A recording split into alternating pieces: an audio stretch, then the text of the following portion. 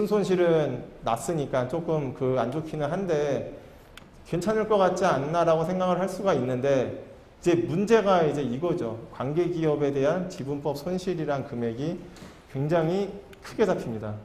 매년 숫자가 좀 크죠. 2014년 같은 경우에는 어쨌든 STS 반도체 고유 사업 가지고서 영업이익을 450억을 내놨는데 단기 순손실이 나버렸죠. 그 이유가 결국 요거죠. 관계기업에 대한 지분법 손실. 그러니까 지분법이라는 거에 대해서 이제 많이 들어보셨겠지만은 쉽게 설명드리면은 STS 반도체가 다른 회사 지분을 20% 이상 가지고 있다라고 하면은 이 회사에 대해서 영향력을 행사를 할 수가 있으니까는 그 회사의 이익의 20%는 나의 이익으로 가져온다라는 게 이제 지분법의 개념이죠. 연결 얘기하는 거는 이제 그 회사에 대해서는 영향력을 행사하는 게 아니고 지배력을 행사를 하기 때문에 이 회사는 내 거다라고 생각을 해가지고 이 회사하고 내 회사의 결산을 합치는 거죠. 그게 연결 개념이고 지분법 개념은 이 회사에 대해서 지배력 행사는 못하는데 영향력 행사는 할 수 있다. 그래서 이 회사에 그 회사가 발생한 이익에 우리가 투자한 지분율만큼은 우리의 손익으로 끌고 가겠다라는 게 이제 지분법 개념이 되겠습니다. 그러면 결국 이 이야기는 이 회사가 지분 투자를 했던 회사 중에 하나가 굉장히 상황이 안 좋다라는 거죠. 매년 적자를 내고 있는 상황이 되겠습니다. 영업활동 현금 흐름은 뭐 사실 특별히 문제점은 없었습니다. 돈이 일단은 벌려지고 있는 회사예요. 돈을 벌고 있는 회사고 돈을 벌고 있었고 투자 활동은 계속 하고 있지만은 아무튼 모자른 돈에 대해서 영업 활동 가지고 모자른 돈에 대해서는 결국 재무 활동에서 좀 이렇게 땡겨 쓰는. 근데 차입금을 그렇게 급격하게 크게 일으키진 않습니다. 재무 활동 현금 흐름 증가한 폭이 별로 그렇게 크지는 않죠. 영업 활동에서 그래도 어느 정도 돈은 벌고 있었던 그런 회사가 되겠습니다. 근데 다음 장에 보면은 시장 점유율 자료를 제가 넣어놓은 이유가 사실은 이 회사 같은 경우에는 그렇게 시장 지배력이 있는 회사가 아니죠. 국내에서 매출액 기준으로 업계 한 4위 정도 하고 그 다음에 글로벌로 봤을 때 이제 한 11위 정도 된다라고 이렇게 이 회사 사업보고서에 공시가 되어 있습니다. 그래서 이 회사는 그렇게 경쟁력이 있는 회사가 아닌데 그러면은 왜 이렇게 유형자산, 무형자산 취득을 하는데 왜 이렇게 돈을 많이 빌려줄까? 은행이 이렇게 돈을 많이 빌려줄까에 대해서 조금 이제 생각을 해봐야 되겠죠. 재무제표를 보면은 가지고 있는 돈보다 차입금 잔액이 거의 한 10배 이상 되는 회사가 되겠습니다. 영업활동 가지고 1년에 340억, 870억 이렇게 벌어들였는데 가지고 있는 차입금은 5천억 가까이가 되죠. 그러면은 이 돈을 도대체 몇 년에 거쳐서 다 회수를 할 수 있을지에 대해서 굉장히 의문이 드는 재무구조가 굉장히 좀 안 좋죠. 부채 비율도 거의 한 300%에 육박할 정도로 재무구조가 안 좋은데 그래도 설마 보관그룹인데 망하겠냐라는 생각을 하지 않았을까라고 또 생각이 들고 그 다음에 이제 가장 큰 문제가 결국은 이거죠. 아까 지분법 손실을 일으켰던 회사가 결국은 이 회사죠. BKENT라는 STS 반도체의 이제 관계 기업인데 여기서 계속 이익을 못 내고 있습니다. 이익을 못 내고 있는데 BKENT가 계속 돈을 빌려오죠. 은행에서 돈을 엄청나게 빌려옵니다. 이 회사 밑에 보시면은 요약재무상태표랑 요약손익계산서 먼저 보시면은 아시겠지만은 2013년도에 마이너스 186억 손실이고 2014년도에 마이너스 456억 손실 내놓고 있는데 2013년도하고 2014년도의 재무상태표에서 현금이랑 차입금 현황만 딱 긁어서 보면은 거의 가지고 있는 돈의 10배 이상의 돈을 다 이제 차입을 해온 회사죠. 이 정도 사이즈가 매출이 3,400억, 2,100억 밖에 안 되는 회사가 차입금이 2천억 가까이 된다라는 게 사실은 이게 말이 안 되죠. 차입금 규모가 굉장히 큽니다. 근데 BKENT라는 회사가 가서 그 은행에 가서 돈을 빌려 오려고 하면은 사실은 담보라는 게 한계가 있죠. 담보라는 게 한계가 있으니까 결국은 이제 모회사 또 그 핑계를 댈 수밖에 없죠. 우리 뒤에 STS 반도체가 있다. 그러니까 여기서 우리한테 지급 보증을 해줄 거다. 그러니까 이 지급 보증 가지고서 계속 회사는 차입금을 일으켰죠. 결국 이 BKENT가 돈을 못 갚는다라고 하면은 이 회사에 지급 보증을 해준 STS 반도체가 결국 이 빌린 돈에 대해서 이제 갚아낼 수밖에 없는 상황이 된 거죠. 지급 보증을 한 상황이니까. 그래서 지금 2015년 1분기로 봤을 때 일단 금액이 뭐 거의 한 660억 가까이 되죠. 금액이 굉장히 큰데 이 회사가 점점 그 손실이 누적돼 가지고 여기 보시면 아시겠지만 자본이 지금 거의 이제 자본 잠식 상태로 빠져 가지고 이제 아마 그 2015년 넘어가면서 자본 잠식이 돼서 더 이상 회사가 정상적으로 안 돌아가니까 이제 BKENT의 차입금을 STS 반도체가 이제 갚아낼 수밖에 없는 그런 상황이 됐죠.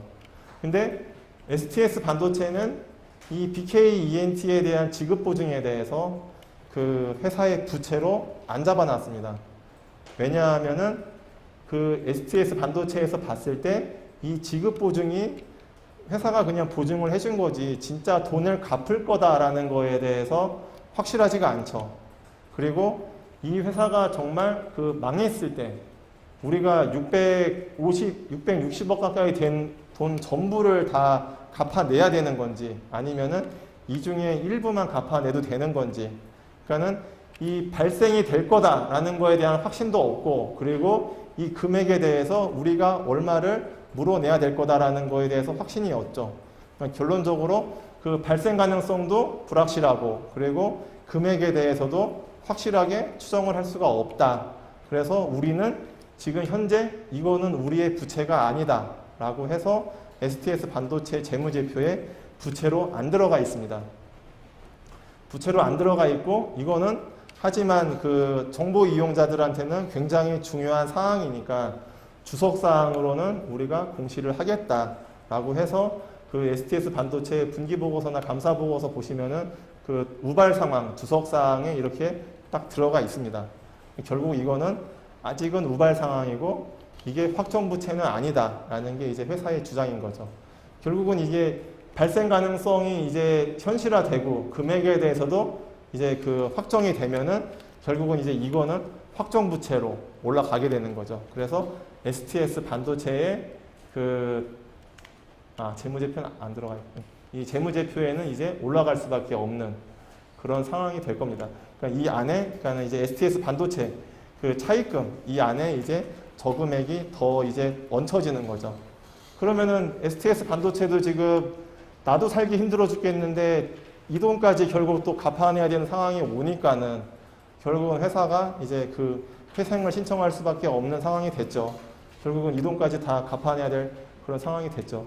그래서 그 STS 반도체 같은 경우에는 조금 이제 특별한 사례가 해당이 되겠습니다. 그러니까는 그 손익도 괜찮게 났었고 아무튼 뭐 그 현금흐름이 뭐 그렇게 좋은 회사는 아니지만은 아무튼 그래도 계속 굴러갈 수 있는 그런 회사였는데 지금 이 관계 기업이 계속 손실을 내면서부터 손실은 계속 커져가지고 자본 잠식에 빠졌고 그리고 여기가 빌렸던 차입금 중에서 STS 반도체가 지급 보증을 섰던 이 금액이 이제 터지는 바람에 결국은 STS 반도체까지도 같이 이제 그 회생으로 들어갈 수밖에 없는 그런 상황이 됐죠.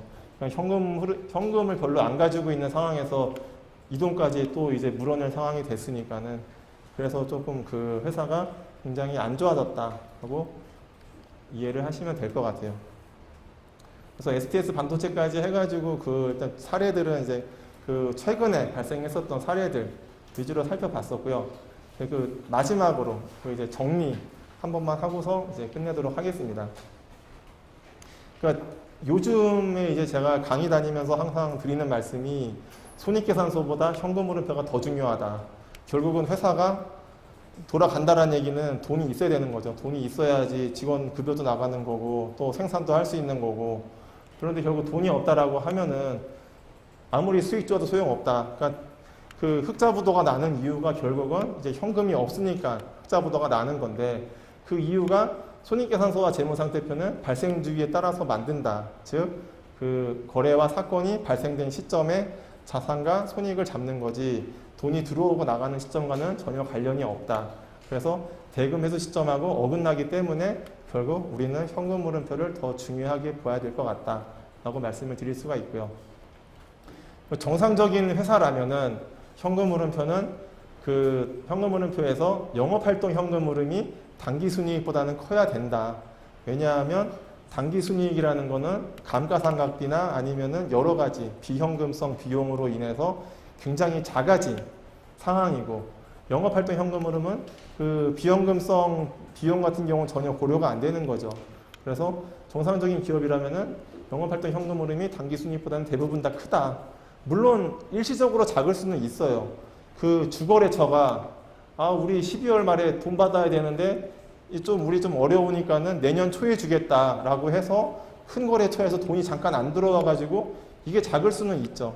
그러면은 그럴 때는 한 몇 년치 현금 물음표를 놓고서 분석을 해보면 되겠죠. 이 회사가 그냥 이렇게 잠깐 그런 건지 아니면은 계속 영업활동 현금 흐름보다 당기순이익이 더 큰 건지 그거에 대해서는 몇 년치 아까 대우조선 따라가 봤듯이 그게 잠깐의 이벤트인 건지 아니면은 계속 그런 추세인 건지를 이렇게 한번 놓고서 볼 필요가 있을 것 같습니다.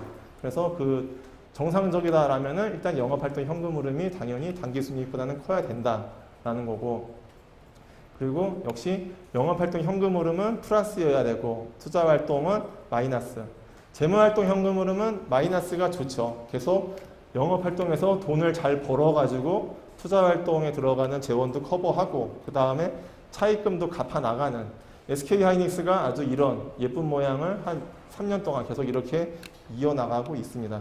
그리고 아까 말씀드렸다시피 그 문제가 있는 기업들은 영업활동은 마이너스, 투자활동은 당연히 마이너스고 재무활동에서는 플러스다라는 게 그 한번 조사를 해봤을 때 대부분 기업들이 다 그렇게 나온다라는 거죠. 그리고 수주산업 같은 경우에는 그 진행률에 따라서 그 매출 및 미청구공사 금액이 산정이 된다.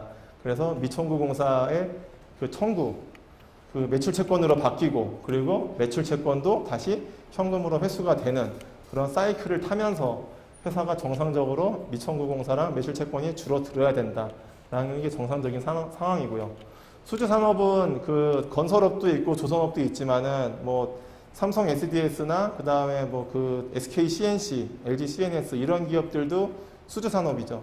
왜냐하면 시스템 통합 같은 경우에도 보통 한 2년, 3년 그 정도 걸리기 때문에 그런 기업들도 다 이렇게 진행률에 따라서 다 그 매출하고 미청구공사를 인식을 합니다.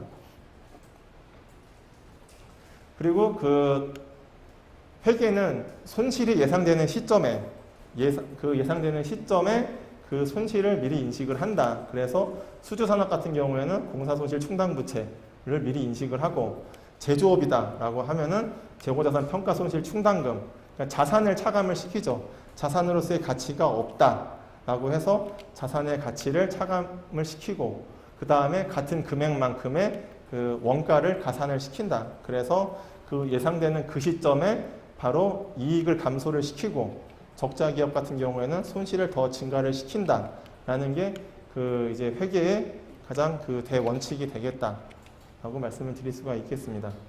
그리고 그 아까 보셨던 우전엔 한단이나 그 다음에 그 한국실리콘 같이 유형자산과 무형자산이